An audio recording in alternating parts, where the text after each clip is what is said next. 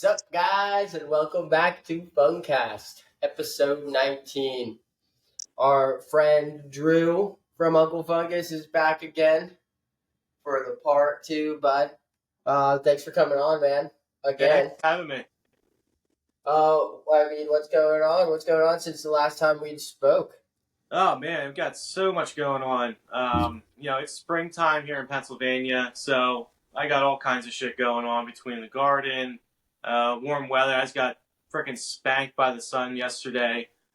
Feels pretty good, but yeah, I got a lot of things going on, projects. Getting ready for some events. Have some like top secret stuff that I don't really want to debut yet, but yeah, I got some really cool things in the works. Nice, man. Well, I guess we'll just keep the top secret stuff top secret until you're ready to debut that. Loving your backdrop, man. Hey, For thank you. those who aren't watching, it's a bunch of mushroom booties. Oh yeah, can't beat it. So I mean, gosh, when we spoke a couple of months ago, you were just really starting to get into your Koji experiments. Hmm. I see after just following you through time, you have been going balls deep into that Yeah, Koji everything, man. yeah, that's all I want to do. Koji everything. Yeah. What are some of what have you learned in the time since we spoke last? I just getting more experience with it. It's something I dove into this winter. It's been something I want to work with for a while. But this winter, I really so I'm still like learning. I'm still a beginner. I'm in no way, shape, or form an expert about it. But no, recently I've just been getting some Koji stuff made up for me. We're doing a collaboration for this festival that we're throwing called Morel Fest. And this past couple weeks, I've just been doing a lot of Koji stuff because there's a VIP dinner, and we want to make it the most unique, exclusive experience that you could possibly make with. And like one thing you could do is just like add a bunch of Koji, grow a bunch of Koji on things, change flavors, create flavors, just blow people's minds, basically. So, for those who don't know, did we go over what Koji is last episode? Well, if not, we could definitely catch up on it. So Koji is a domesticated filamentous mold that was domesticated in Asia. It's kind of like the forefront of Western culinary. It's been around for a long time, but I feel like we're just kind of scratched the surface of it. Different cultures will use it for different things, it seems. You know what I mean? Like if you ever had soy sauce, like tamari sauce, miso, basically all those things. The precursor to that is koji, which is a mold that you use spores and you inoculate a medium. Like suppose you want to inoculate rice as a substrate, and there's a process to it. You hydrate it slightly, and then you inoculate it with spores, and then you put it in an environment that is particular to actually growing koji, and it grows so fast. It grows within like 48 hours is like almost too long. So it's like a day and a half, 2 days, depending on your temps. And there's a specific temp range you gotta follow. Definitely some sterile procedures a little bit too. But yeah, once you kind of get like the first run, get going a couple of times, it's so easy. Well, so I mean, I've been seeing you even just like you're just like dusting vegetables with the Yes. spores. Now, are all these things? Can you eat the koji? I guess like experiments raw, or is this something that you would cook after? Yeah, yeah. So you can put koji on. Like I grew some on some winter veggies that I had from my garden. I just says it first time doing it. I got some daikon radish, some carrots, and some celeriac, which is like a big root ball form of celery. And I just basically I shaved the vegetables down to get that outer flesh off, the dirty flesh off. Mhm. And then I steamed it. I lightly steamed it to kind of soften it up a little bit and kind of clean it. And then I took the spores and mixed them with agar powder, and just kind of sprinkle it and coat it on the vegetables. And you want to do it like at certain temperatures. Like you want to kind of inoculate your medium around like 80 to 90 degrees, just for like the Okay, that's koji to pretty warm. really take hold of that substrate.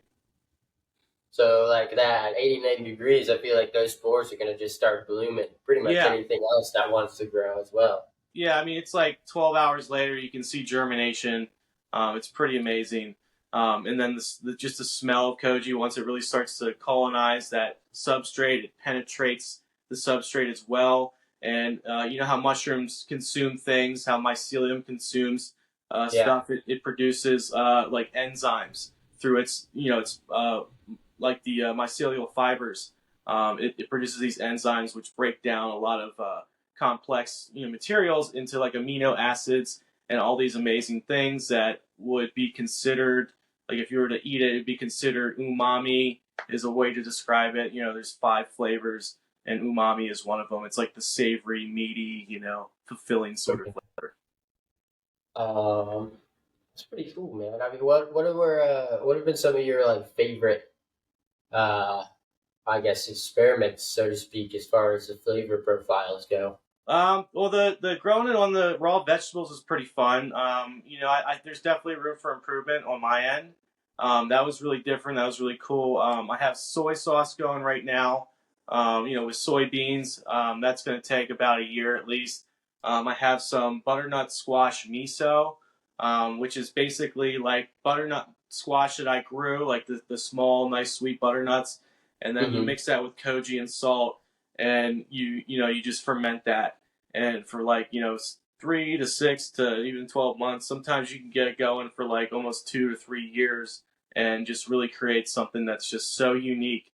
And the thing I love about fermentation in general is that if you take something that you grew from your garden and you do something with it with a koji, you know those flavors are your flavors.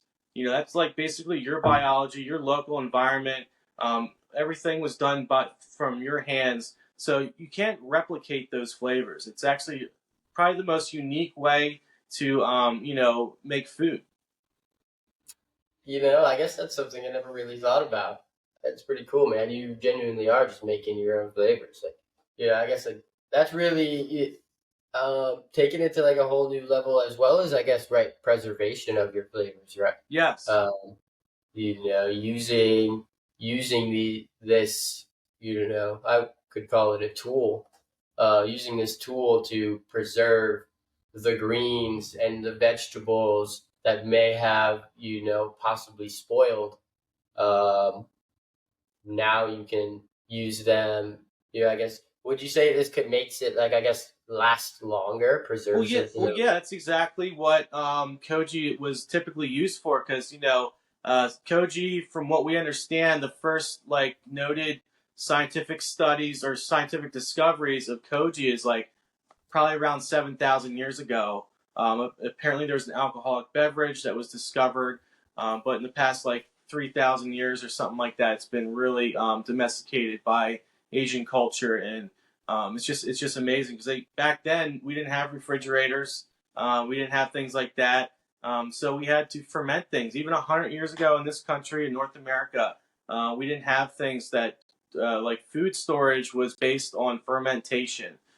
Storing all the vegetables that you grew in the summer, so you can eat them in the winter. You would lacto ferment them and can them and do these things with, microbes to help preserve and make that food last longer. Such a cool thing. I think it almost feels, I feel like more people should learn how to preserve their own foods for, canning and all these things, not necessarily for like, prepping, right? Just Mm-hmm. more so just for like saving food. The amount of food waste I've even, I don't think I've eaten one bag of salad that I've bought in the past 5 years. I've literally just let it rot in my fridge and thrown Right, it away. right. Yeah, and that's another thing too is that koji's amazing for food waste. If you're just like, say, you're shaving potatoes or carrots, and you just have just these extra scraps. you could turn that into something with Koji. You could make something so unique and something that's maybe has never been done. You could create a new flavor that may never exist ever again. It's just amazing. It's kind of like the forefront of studying wild mushrooms. It's there's opportunities for normal ass people to make scientific discoveries as for like wild species and things like that. Same thing with flavors and stuff like that, which is kind of what gets me off when it comes to Koji. It's just I barely scratch the surface. It's really fun to play with. Dude, I mean, I was just thinking in that time, like even like things like hot sauce, for instance, right?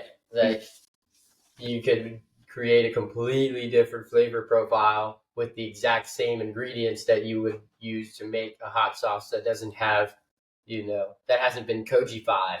Yes, and that's something I want to do next. This upcoming year is start doing some Koji experiments with peppers, pepper mashes. Growing Koji on like say habanero peppers, and just seeing what flavors that produces after a lacto fermentation. Then like adding more steps to the process just to kind of build these new flavors and combine them and just like see what happens. Like it's just a total guessing game, but I mean, you're always like, wow, I wasn't expecting it to taste like that. That's crazy. So no, I'm really excited for this upcoming year. So I do make a lot of hot sauce, and I sell that on my website. But yeah, it's I got a lot of flavors coming up. I have like a ramp hot sauce that I'm doing. I have a porcini hot sauce. It's a wild porcini mushroom hot sauce. It's actually available on my website, unclefungus.com. It's actually really hot too, and I'm going to start experimenting with Koji and hot sauce. I think that's going to be like my ticket to like elevating everything from where I'm at. I feel like it could really add, a funk to the funk. Yeah. It's like a second layer of funk Yep. that we all love and, cherish so much. Yeah. Morel season's coming up, bro. I've been seeing the videos. You're getting early harvest in, man. Yeah, it's in How are you feeling about the season? It's been so far from what I've seen. I hit a couple of my spots. I think I found close to 50 morels around one elm tree. And there was another tree I found like maybe 15 or 20. And just two trees. That's like maybe 2 to 3 pounds of mushrooms, which is just it's amazing. So I'm really anticipating this year here in Pennsylvania to have an amazing morel season. We've been getting tons of rain. The temperatures have just been perfect. I think the hottest day we had yesterday was like 76, 77 degrees. And like, you really don't want things to get too much warmer than that for a couple of days, but temps are going back down. I just, the longer the season lasts, if we have rain and consistent temperatures between, I would say 50 degrees at night and like 68 degrees during the day to 70 degrees, that is like prime. Like if you can make that last a month, your morel season might last that long. Okay, that's cool. I didn't know exactly. I'm not too familiar with morels because I live down here in Florida, and Well, you're they're coming just up. You're coming up here in a couple of weeks. You're coming up to yeah, dude. Pennsylvania, man. Well, you think there'll be morels growing for the? Yeah, so yeah, we're going to be going out and looking for Psilocybe ovoidiodensis ideata. We're going to be observing that potent, psychoactive mushroom in its natural habitat, learning the repairing zone and just like other species and just all kinds of cool stuff. And so it's really exciting. I'm finally taking a group out to this one area that's showed me so much over the years. And there are morels that grow there. I find them there every year in their late season, so they're typically early May-ish. When those Cool. areas start to. So hopefully everything is going to be work out in the morel department. I think it will, but we're definitely going to be looking at some really cool psilocybin species. Yeah, man, and then even then, it's like I don't even. I'm just excited to hang out. Get to like, just be around a group of people who are all interested in the same thing. Go check out some fungus. Freaking with Uncle Fungus. Yeah, I'm excited to Uh, have you up here, man. yeah, man, super stoked. I'm super stoked to meet you. This is the closest we've come to meeting so far. Right. Yeah, Oh my man. So gosh. yeah, I got another thing coming up. Morel Fest is coming up here, April 27th and 28th. And that from that week on, it's just going to be mayhem. It's going to be so busy for me. So I'm just really excited to kind of just really get all these things that I've been working on for the past couple of weeks, and it's just all going to bottleneck for like 2 weeks or so. So it's gonna be awesome. That's awesome, man. I mean, so other than Morel Fest, or the couple events where at least we just had spoken about, Mm-hmm. what do you got going on for the rest of the year? I guess what's the plans? It's just seasonal work. I never really have like a tentative plan, so to speak. I mean, there's one thing that I'm going to do that I know it's Fish's Music Festival, Monday Green. So I'll be in Delaware that weekend in August. But there's also Morel Fest, or not Morel Fest, sorry, Myco Fest, Will Padilla Brown's festival. That's also a really awesome networking experience.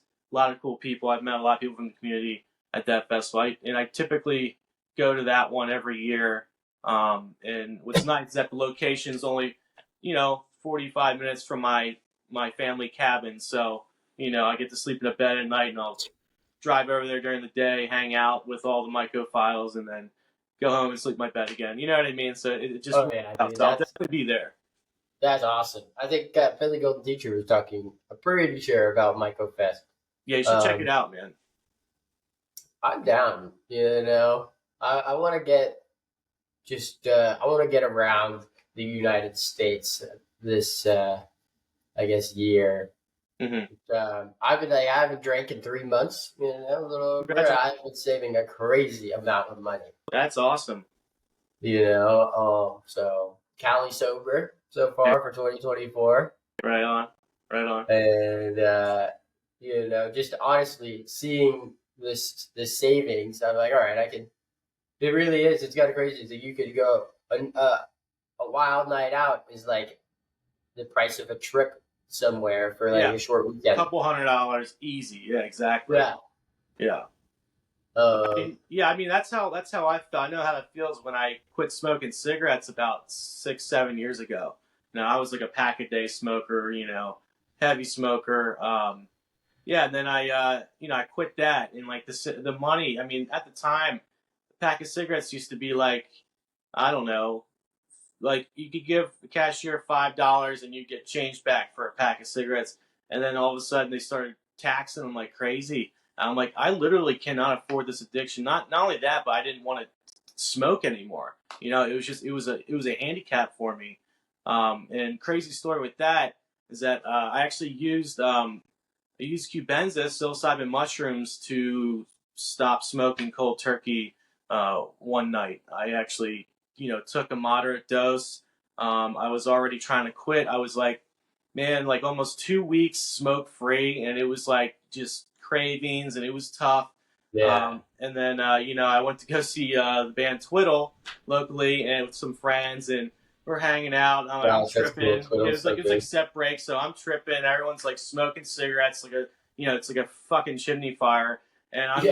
I'm just like, dude, back to back, super intense cravings. And I'm like tripping. I'm like peaking on these mushrooms. And everyone's like, you need a cigarette? And I'm like, no, I quit smoking. I like had to like literally visualize myself saying it to myself. I like closed my eyes. I was tripping balls, and I was just like, "You quit smoking. Don't smoke. You quit smoking." I just say that to myself over. I don't know how many times, but it felt like an eternity. And then I kind of snapped out of it, and then went through the night, didn't smoke a cigarette at all. So I knew that was just like the turning point of whether or not I was going to be able to accomplish this or not. And the next day I woke up. I don't get cravings for cigarettes at all. Ever since then, I completely rewired my addiction patterns with psilocybin. Dude, that's so beautiful. And what's crazy is there's all these studies happening, and even I heard what John Hopkins University was doing studies on that exact thing, using psilocybin to help people quit nicotine. Yep. But then if you were to tell that story to like, somebody, they'd probably be like, "Oh, well, you're just tripping at a festival." And it's like no.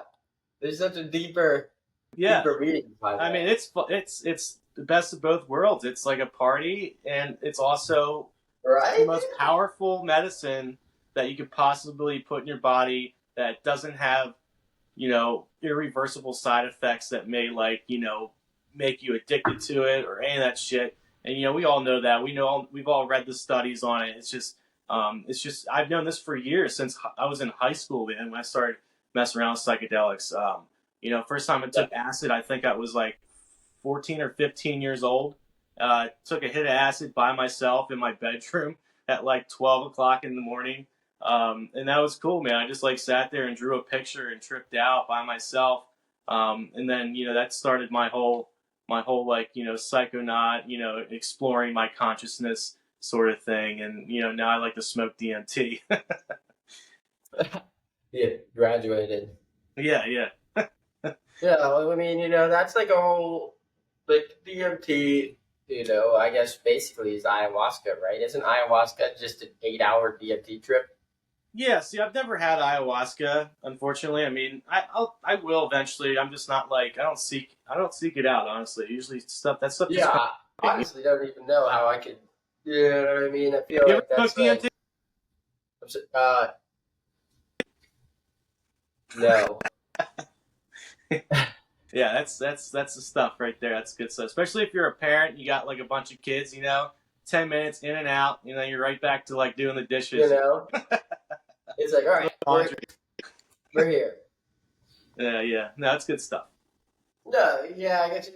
All these, it's just a beautiful tool. It's a Yeah. beautiful tool. Not necessarily even fun all the time. So you finding any other mushrooms other than morels? Any what's foraging looking like right now? Right now, just morels, like Asco season. So like morel mushrooms, stuff that produces spores. Like there's a elf cups out. Just like things that produce Elf cups. spores. Yeah, it's like these little red looking cups. If you Google it, like elf cup or whatever, I think I've seen a video of they're like them. Ascomyces. They're Ascomycota. They produce spores on the outside exterior of their fruiting body. Like this time of year, it's just like I don't know what it is about just morel season, but I mean, it just I don't know. It's like you haven't foraged for a while, and when you find a bunch of morels, like you find that right tree that just produces like a massive amount of Dude, I them. can imagine. It's It's such a fucking rush. It's like such a rush, and you really only get that like once a year, and you look forward to it so much, and then you get off, you're over there in the woods just like harvesting reproductive organs and shit. You know what I mean? Having so much fun. it puts the lotion on its skin. No, dude, I feel that same way about freaking chanterelles, to be honest. Yeah. Yeah, it's can't wait for the day to get a little morel harvested. And I really want to I'm super excited to taste them, and I know at least I don't know, mushrooms taste like mushrooms for the most part. Hmm. I think with slight differences, but I've also haven't really been able to eat a lot. I guess just in what I've experienced. But I want to be able to fucking when I see you hitting the thin slices of the beefsteak mushroom, you're like, here's a fresh snack while I punch morels. Oh, a rare beefsteak mushroom. Oh, some black trumpets over here. Oh, I'm like, oh Yeah. damn, Yeah. Drew. That's Pennsylvania for you though too. And we just, especially where I'm at in Pennsylvania, we just have a really diverse catalog of tree associates. So we all have all the chanterelles and black trumpets. We just have like a diverse species of like wildlife trees, and the environment itself is really conducive to producing that diverse ecosystem in which that's just what mushrooms are. They are like to me, they're like the definition of diversity. For sure. Excuse me. Um, I think it's cool. So I've been really getting into the gourmet side of things. You and I've been coming to you for advice on the tent for the past couple weeks Yeah, now, I'd say. looks great, man. Thanks, dude. It's pretty much dialed in. Yeah. I got my first harvest of elm and Florida oysters. Nice. and they like came out perfect. I gave my friend a couple of bags, and we, it's like you can really tell the difference between like how the fruiting conditions really genuinely affect the fruit, and Especially oysters. yeah, like they're just like his are a little stringier because we Hmm. haven't really set up the exhaust yet, so Right. there isn't as much oxygen, Hmm. but you can genuinely see it. And then as far as like how I guess minuscule, I guess it really is. I don't know if that's necessarily the right term. I mean, how? Yeah, I mean, the difference in conditions can be so small and will affect the fruiting bodies a significant amount. Yeah. Yeah, I feel like oyster mushrooms are always something that I think they're the most like the best mushroom to communicate with you. They communicate with you so well about how your fruiting chamber is set up. I mean, from the long, lanky mushrooms, with the small caps, that there's not enough oxygen in there. And oysters, they'll fruit no matter what. Even if the conditions are shit, they will still try and fruit and communicate with you. Now, when you move to like maitake and like all these other kind of more finicky mushrooms that just won't fruit, if things aren't just right. Oysters always are good way to fucking dial things in. And yeah, dude, I've noticed that like oysters, that's it's kind of cool. And when you were talking to me about how like you don't really check the CO2, you just see how the mushrooms grow. Yeah, This man checking the over here, oysters. Yeah, freaking mushroom whisperer over here. yeah. And also I like the idea of like how, well, I guess as far as the diversity of the mushrooms, that you can like throw in a bunch of mushrooms in one tent as long as they grow in similar conditions. I've had a lot of people who were asking me, they're like, well, does it have to be one specific kind? And I guess, at least as far as I'm concerned, um, if they grow in the same conditions, they should just grow in the same conditions happily, right? Yeah, typically, yeah. If everything is set up and you got your things just kind of dialed in for everything. You find that happy window medium where everyone's happy. I mean, I've heard of like larger operations just doing separate rooms for maitake just because they're so finicky. Like the slightest changes in atmosphere could make it stall out after it's already started fruiting, things like that. But yeah, that I mean, just you find the happy medium. Like especially you got oysters, lion's mane. One of my What favorites about I love king growing. oysters? What's that? What about king oysters? I have 2 bags of king oysters that I've tried to put into fruiting like at the same time as I did it with the other oysters, and Yeah. there's just nothing growing.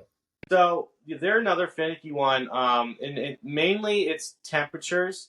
I mean, they like temperatures nowhere above 60 degrees. I mean, if you can go down to 45 and 50 degrees, like 50 degrees is like 50-55 is like the ideal temperature for king oysters, Pleurotus syringii. And also, you can grow them inside the bag too. A tip that I usually give when I grow them outdoors and outside and like typically in the wintertime, like I can grow king oysters from like I would say mid October when it starts to get to like 30 degrees at night, all the way up to like Christmas, depending on the weather that year. Okay. But yeah, I'll grow them inside the bag, and because I have so much fresh air by growing things outside, all I do is make 2 incisions about an inch and a half wide, right where the gussets are on the bag. So, and it's like right above the substrate. So, however high I want those king oysters to grow, like the top, that's where I put those little slits in there, and it lets just enough fresh air in. And because they also need a pool of CO2 to form pins. A lot of times I wouldn't even like open the bag up. I would wait for pins to form on like the top, the surface of the substrate of my king oyster bags, and then I would open them up to just a little bit of air. And too much air could change it a little too much, and they could kind of abort. But I mean that's another pretty tough one, especially growing them indoors. If you don't have the correct the temp ranges, then it's not going to turn out so well. Okay, so my temps are definitely not even anywhere near 60. I'm Yeah. looking at like 72 Pt.2s. Yeah, I was yeah, it's gonna thinking be too warm for them to even start pinning. And the other thing is that that culture, even when you get mushrooms growing in there, if temps like spike up to like 60, 65 ish, above that, you'll start getting bacterial blooms, and then you get they're really they can get blotched pretty easily, which is like a bacterial contamination bacterial going on. blotch like on the top. Yeah. Yeah, they're pretty susceptible to that. Okay. Well, damn it. I'm gonna still try to do this. What if I just like threw my bag in the refrigerator for a few days? I mean, honestly, I would. Why not? Fuck it. Throw a grow block in your refrigerator. It might take a while for them to start going, but it'd be something to fuck around with. Absolutely. Yeah, dude. I'm gonna like so I accidentally put a slit on the bot. Well, not even accidentally, but I just did this just thinking. I put a slit right above the substrate and one right under the gusset. Mm-hmm. So there's pretty much no CO2, if anything, very Yeah. thin layer. Yeah, you want like a little collar, about 2 to 3 inches max, just to have the CO2 pull there on the top, and like they fruit from off the top typically. I have Dude, side fruited them. I have cut my bags and side fruited them, but that's not the best way to do it. Your yields just aren't going to be substantial. gourmets are so hard. I think, like all the cube growers, like you got it's like that's all right, but the good gourmet growers are freaking legends because It's a lot of work, man. It's so much work. That's why I don't really do it too much anymore. It's a lot of work. yeah, but when you do it, you're already doing it in like a cool ass way. Using the outdoors, getting that fresh vitamin D. And just speaking of outdoors in your garden, do you have any like you know pre planned herbs, vegetables, or stuff that you'd like to grow this year? Yeah, so I built like an herb spiral last spring, and it's basically just a structure. I used block, building block, and it's a circle, it's like a raised bed, but then in the center I lay block and actually build it up. So it's a raised bed that has a spiral block that keeps going up, and I arranged it in just sort of a way so that when the sun goes above it, there's one area that gets a lot of sun. There's a south facing side that you want to put certain herbs and plants that can handle a lot of sun exposure, and then stuff behind it, which is going to be where the shadows cast, where like the highest point of the top of the spiral is going to cast a shadow from the sun most of the day.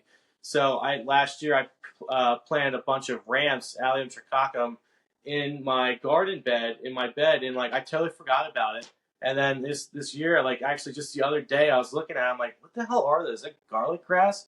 Tasted it, was like, man, it's really oniony. And then it hit me, I was like, holy shit, I forgot. I planted ramps right there in that shady spot, and like they look fantastic.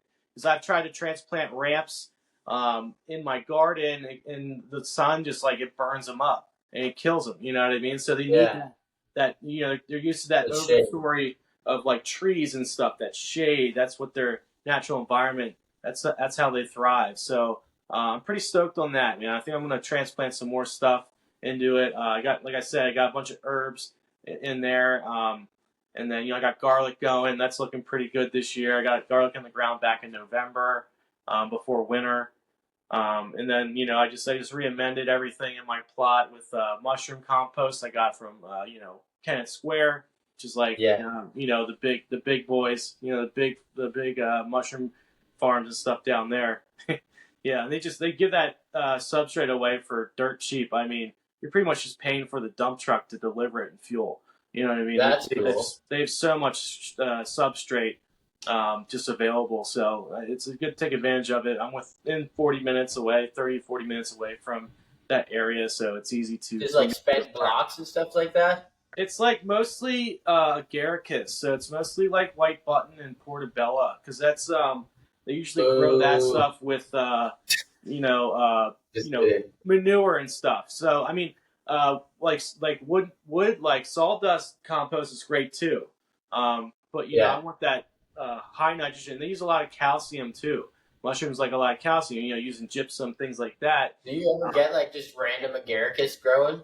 I mean, there like if you get it fresh and it's not aged, like you're definitely gonna see like a few rotten mushrooms in there. Definitely a lot of mycelium, like from the cultures after they're after the beds were emptied and stuff. So it is, and it's hot too. It's hot compost. I mean, like it gets up to around 130, 140 degrees. Like you could almost burn yourself, like you stuck your whole arm in there. But that's what you get. And then I actually put it on early because I had this issue with crabgrass, and I just want to burn it all up, add a lot of nutrients to it. So I'm gonna start planting out my garden plot here the next month or so. Like after the danger of frost is completely gone. Well, bro, let's kind of like backtrack a little bit to, I guess, so transplanting ramps, man? Have you tried making other spots like that? Is that Yeah, a thing that you looked into doing? And yeah. There was one spring. I think it was like it might have been 2021 or something like that. Yeah, uh, someone harvested a bunch of young ramps, because we're trying to relocate them because there was construction or something was going to happen to this area. Urban sprawl, which is the most devastating thing to ramps. It's not a bunch of foragers digging and picking them. It's actually like bulldozers coming and destroying the whole environment where there might be ramps and things like that, totally demolishing the ecosystem entirely. Um, terrible. yeah, so we relocating them, and I sold some ramps. Just as like here, you take these, plant them on your property. Here's what you want to try and do. Success rate is like 50-50. They might come back, they might not. And that year, I did plant a lot of my buddies' dad's property, like landowners. You know what I mean? They have some wooded lot. And I transplanted some in other areas that I would like to see them flourish. Private property is probably generally the best place to do it because there's a higher probability that they won't be disturbed. And they take a Yeah. long time to establish. Like some of the rhizomes that we were removing from that area were older than me, like maybe like 30, 40, 50 years old. And like big, they produce these big bulbs and big leaves. I personally, I don't really dig ramps unless I'm transplanting them early in the season, trying to spread them from Yeah. areas that are very abundant. But I make several products with ramps, and I only use the leaves, which I think is the most beneficial way. It's the safest way to do it. I feel good about it. So people make products with the whole, I guess, bulb and everything as well. I kind of was always under the assumption that people only use the leaves. Yeah, I mean, there's definitely a market for it. In the past couple years though, I have seen a decline in like chefs just wanting bulbs and stuff. Like there's always going to be a market for the bulbs in the rhizome, all that stuff like that. But I have noticed a lot of like people actually stepping back and like thinking, I don't know if like, 'cause, I mean, there is actually more like I would say, I guess you call them terpenes. There's more flavor in the leaf. There's another like flavor alkaloid that in there that the bulb doesn't have. You know what I mean? So it's something to kind of look forward You're to. harvesting the bulb. That's kind of like a one and done deal, then, right? Pretty much, yeah. There's like a mother rhizome, and then out of that grows a several cluster of other bulbs. And like you can take a couple bulbs here and there. I mean, areas with ramps. Like if you've ever seen an area and Ramps and rampant. I mean, it's just like there's this one place in Westchester. You could drive down the road for like 2 or 3 miles. It's just all ramps in this wooded area. They're in That's cool. public locations that I'll go and harvest leaves and stuff for like my ramp salts, my ferments, and I'm excited to start doing some like ramp and koji, soy sauce, So, shoyu stuff too. question for you: What's that? are you making any more porcini salts? Porcini Cheese salt? salts? Porcini salts? If I can get the porcini, yeah. If it's a good year for porcini, absolutely. I do have like a stash pile of dried summer porcini. It's like basically what I do. I don't really like go out in the wild and pick mushrooms for like wholesale or for restaurants anymore. I literally just hoard it all. and then Yeah. I keep it until I figure out what I want to make with it. Whether it's like a ferment or like a seasoning or whatever the hell it is. Yeah. It just allows me to have the ability to just be super creative, and it's a good way to actually make profits to support my family. Yeah, dude, I love it, man. And the only reason why I asked is because that salt was running low. Uh, Yeah, I think those porcini. I think Will Padilla Brown picked those in Colorado at Telluride like 2 years ago or something like that. And like I've had them for a while, and then I was like, I'm just gonna turn these into a seasoning, like a once and done thing. And that's how my product line runs too. Like, I mean, I might have a hot sauce. A couple years ago, I had a hot mango hot sauce. The mangoes that year were so oh, amazing. I had to make a mango hot sauce. And once the mangoes were done that year, I haven't made it since. So like you might only get like one shot at making a product. There you go. Do you still got the hot mango? Nice. I got the hot mango, Yeah. See, bro. I might unless mangoes. Unless we have a crazy year for mangoes, and I can get some super dank mangoes from Florida or wherever, even like out of the country. I'll definitely make it again. But Dude, if you need mangoes, I can get you all of the dude, mangoes. I would love in season the ripest mangoes you can get. I swear I'll be so down to just make so many awesome things with that. No problem. I don't like you know what I mean. It almost feels like they're like a pest around here in mango season. Some people have dude. It's like there's so many mangoes. Yeah, no, yeah, you're living in mango land down there. It really is. And there's like the avocados, but the Florida avocados. Yeah. And I feel like the Florida avocados are kind of garbage. Okay. They're larger and they're watery. They're Yeah. not like creamy like the Haas avocado. Yeah, it's also how they pick them too. Like I know things like up here in PA, we get mangoes, avocados, things like that. I mean, they pick them way before they ripen. You know what I mean? So it's like I'm not used to the subtropical, sort of situation. You know what I mean? Having access to fresh fruit all the time like that. It's something new to me. I can only really get a lot of shit at the store. But yeah, having a mango connect down from Florida, dude, that'd be solid. Well, consider me the mango guy Awesome. because yeah, dude, that's kind of funny because I'm on the other side of that spectrum where I can't necessarily picture not like the idea of seasons. I lived up north and I've experienced it, but it's just like I've lived so long down south, pretty much where it's like summer and then we get like a week of fall and then it goes right back to summer. Right. Yeah. Yeah, it's definitely Um, different, man. The Pennsylvania winters definitely make you appreciate summer a little more. You know, it's a test. bones Sometimes it's ache. just like a mental and emotional test every year. It's just like, are you gonna make it this winter? Like you never know. That's why we have mushrooms. That's so funny, dude. 100%. And you know, mushrooms to feed the mind, and mushrooms to feed the belly. Yep, they do that. uh, Yeah.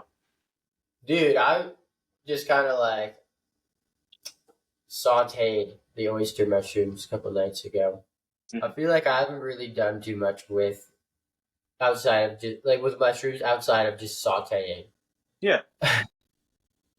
Yeah, try Uh, try like marinating them or something in some soy sauce or shoyu. Like marinate them for a couple hours, maybe overnight, and then try sautéing them. Then I mean, I played around with that a little bit. I personally don't really like dehydrating oyster mushrooms and then reconstituting them very much. I think it kind of messes with the texture. Something that I don't prefer.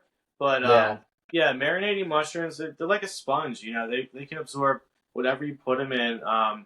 And then when you're sautéing them, good idea. hit them with some acid. Some lemon juice or some kind of like acidic, vinegar or something like that, and like it'll blow your mind. All A little bit right, of vinegar so goes a long way with mushrooms. dude, did like Oysters almost even have like it's almost like a fishy smell. I've noticed when Yeah, these oysters were fruiting in my tent, it smelled like a bait shop. yeah, yeah. The golden oysters definitely get pretty fishy, man. They have like a And floral smell too. It's kind of weird. It's like funky. It's like fish sauce. Like you don't know if you like it or not. You know? dude, I was like, that's exactly what it was like. I was like, ooh, I don't know. It's like I know it's fresh, but like, eh. Yeah, yeah, yeah. Yeah, yeah. It's definitely unique. So then my buddy Jesse was like, "Yo, dude, what if they call them oysters because they smell like fish?" I was like, "You just blew my mind, dude. What Yeah, if that's it?" yeah, yeah. So the Morel Fest, man. Let's talk a little bit about that. Yeah, yeah. It's in Gettysburg, Pennsylvania. There's a lot of rich history in Gettysburg. So if you're a history buff, and you like old battlegrounds and things like that, there's a lot of that down there. But yeah, it's April 27th and 28th coming up here very soon. It's just kids are free. There's a couple tiers of tickets. There's tier one, which is just like you get to do the forays, hang out. There's going to be vendors. We're going to have food trucks. Lots of cool vendors and individuals and businesses. We have some awesome sponsors. We're going to be cooking up. There's also tier two for a VIP package, which is going to be, we're going to have a morel dinner. Going to be eating like I think like a 7-course meal with dessert, made by a professional private chef. He's a good friend of mine, and we've been collaborating. I've been giving him stuff, Koji stuff, to kind of incorporate into the menu, and I'm going to be helping him fire food out, and it's going to be really awesome. We're going to have live music. My buddy Matt Eck, he's just a captivating bluegrass player. It's just him. He's an amazing performer. We also have a couple other bands and acts that are going to be playing Saturday night. So it's 27th, 28th, it's Saturday, Sunday. And then, we're going to have forays. We're going to be looking for morel mushrooms. And it's going to be awesome. Like, yeah, man. I think there's gonna be some like almost like what is it, workshops or those speaking or speak. Yeah. I guess. Yeah, we have an awesome lineup of speakers and workshops. You can go to consciousacrefarm.com and you can see the Morel Fest schedule. It's all up there on the website. You can also get it through my website, unclefungus.com, Morel Fest. It can direct you straight to the Conscious Acre Farm website to go see all the speakers and everything. I mean, we have it's pretty jam packed. I mean, we have Mandy Quark from we're flying her out from California to here, and she's been doing all kinds of crazy, amazing work with like DNA barcoding. I mean, I think she's in Ecuador right now. She's gonna be back from Ecuador with all this crazy information that she's going to be talking about, and it's also going to be geared towards like Pennsylvania audiences and Pennsylvania mushrooms as well. So I'm excited to have her. She's a friend of mine. We've had a lot of interest so far. We've been selling tickets, and I'm just really excited to have this. It's hosted on my friend David's property, Conscious Acre Farm, and it's just a beautiful property. I'm really excited. Heck yeah, it sounds really fun. I feel like wish I could go to both of them, but I wish you could too, man.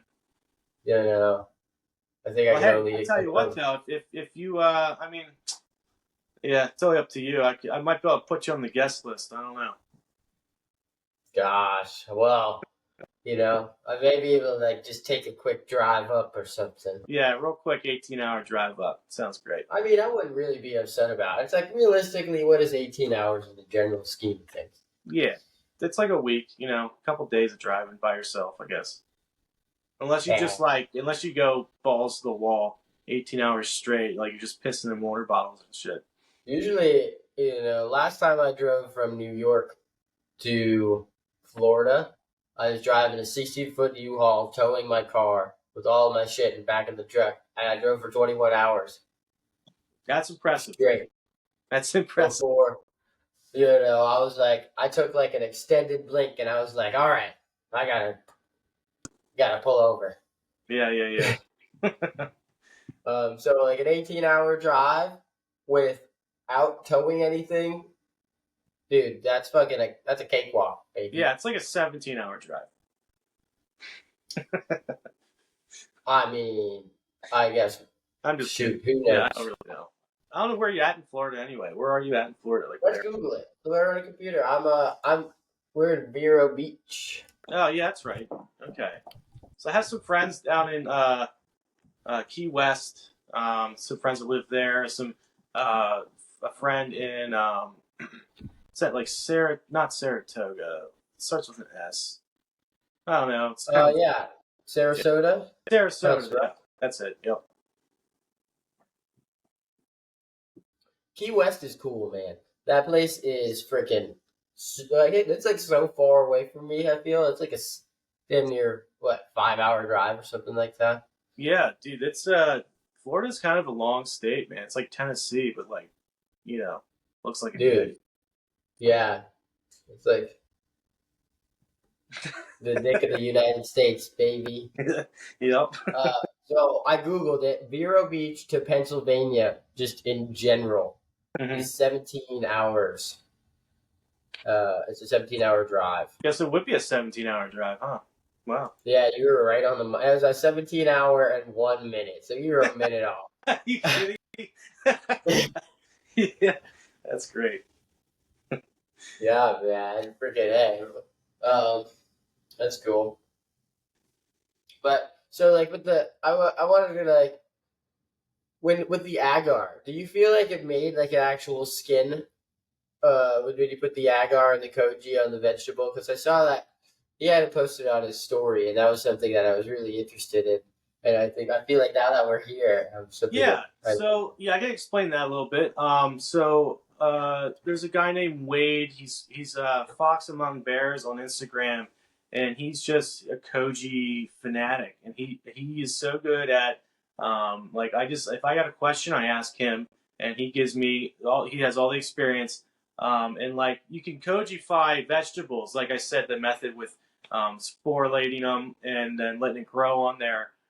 Sometimes you might get some uneven growth.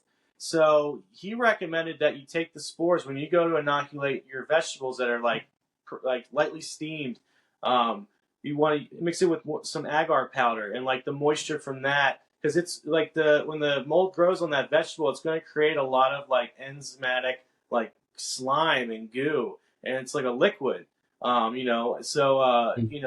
agar is just going to bind with that and create like a pellicle to help keep the vegetable like, because sometimes they can dry out and crack. I haven't had that happen. I like over steam my vegetables a little bit, but next round I'm definitely going to look more into that and try and get that pellicle on there. And actually, it locks in some moisture too, so that the mold can really penetrate deep. I've actually heard of people taking like the spores or a live liquid culture and injecting it into vegetables as well with a syringe, so you can like grow it from the inside out.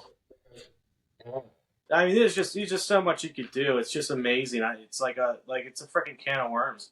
Having do so you much fun. offer the culture? Like, are you the spores? So I don't feel comfortable doing that because Koji is in Aspergillus, which is the same genus as like black mold and a lot of toxic Yeah. molds. And there's only like I would say, from what I know, there's like there's a couple dozen spore manufacturers like around the world. There might be one or two in the U.S. from what I understand, but it's like such rigorous testing. Like they have to make sure that they're giving you the right Aspergillus orzii, or else you'll be poisoning people. So they got to be running like I'm sure every batch gets tested for like the right genetics and spores and things like that. Because Wow. you can technically make your own. They call it Koji kin, which is like the spores. It's like basically after it grows and then it spores out, it's like this green spore mass that if you let your Koji go too long and grow too long when you're medium, it'll turn green. It's like a light green. It's not like a trichoderma bluish green, but Okay.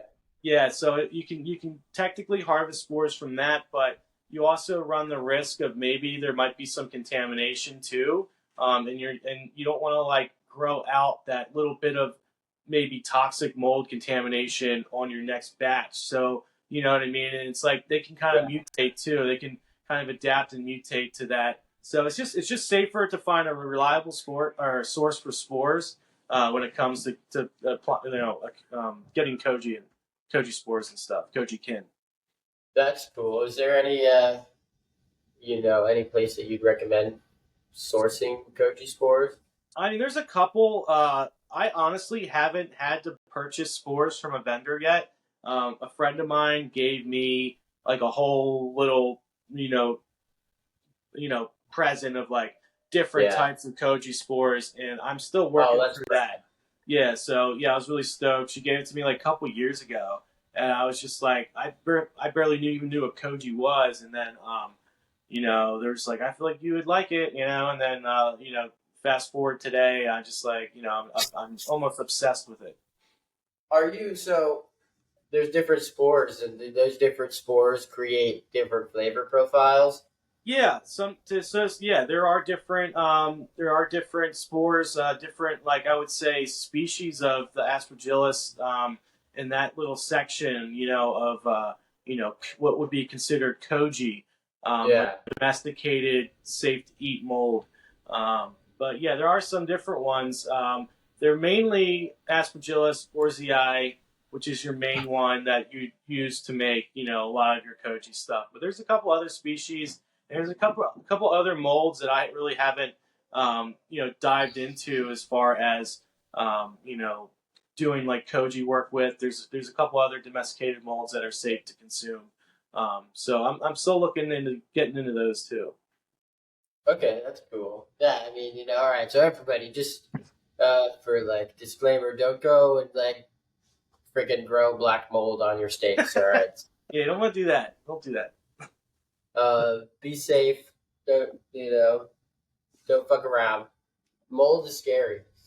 I feel Yeah, like yeah, it can be. in mycology, I've like gained a like more of a respect and a fear for molds. Yeah, and I used to work in construction and used to tear down like old barns and hoarder houses and just like some of the most dank, moldy places. And it was before I really was even into mycology very much, so I didn't really understand. I mean, I've inhaled, enough spores to take several years off my life, I feel, but like, I'm healthy. Um, but there were some times I look back on it now, I'm like, holy shit, man, I wasn't even wearing a mask. I wasn't even wearing like, anything in that situation. And the walls Yeah, were just black, like fuzzy black fucking walls. I'm like, you know what I mean? It was rough, but yeah, I it's can definitely smell that. yeah, you can Like smell it. I can smell it. If I know, I can smell black mold. Like I walk into a room or whatever, I'm like, "There's black mold in here." Like my nose knows. You know what I mean? I can smell it even thinking about it right now. Yeah. Right. Yeah. Absolutely. Absolutely. Gosh, man. Well, I'd say this is it's been a pretty great conversation. Speaking to you, Oh, it's always great. um, uh, for everybody who that did watch the first video and are watching this one for some reason, first off, go watch the first video and then watch part two. You can find Drew at unclefungus.com, right? That's it. Yep. UNKLE Yes. FUNG. UNKLE. Yep. Right here. It's spelled just like Oh, that. boom, right there. And you can find all of his future products, salts, cooking supplies, events, and all the fun stuff on his website. Um, I don't mean to cut it short, brother, but I do have to make some hardwood bags and some substrate Yeah. today. Yeah. I got a busy Um, day. hey, and I'm freaking still finishing my taxes. We have 5 days left. Yeah. No. Yeah. I'm wrapped to the wire, dude. Yeah. I still got to do that shit too. Yeah. That's what I should be doing after this, honestly.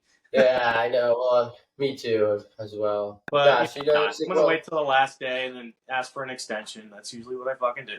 So, procrastination, baby. oh yeah, oh yeah. I got more important things to do, man. You know, I gotta You go plant my know, garden. I gotta go, and like feed your pull weeds. family and stuff. Yeah, that of course, that's always top priority. You got veggies to coachify. Exactly. Yeah. Fuck taxes. I'm gonna go fuck around with some mold. That's what I'm gonna do. Grow some mold on. On that note, I think that's a perfect ending.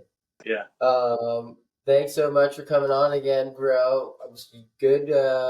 Just it's nice catching up, and I'd love to have you back on again.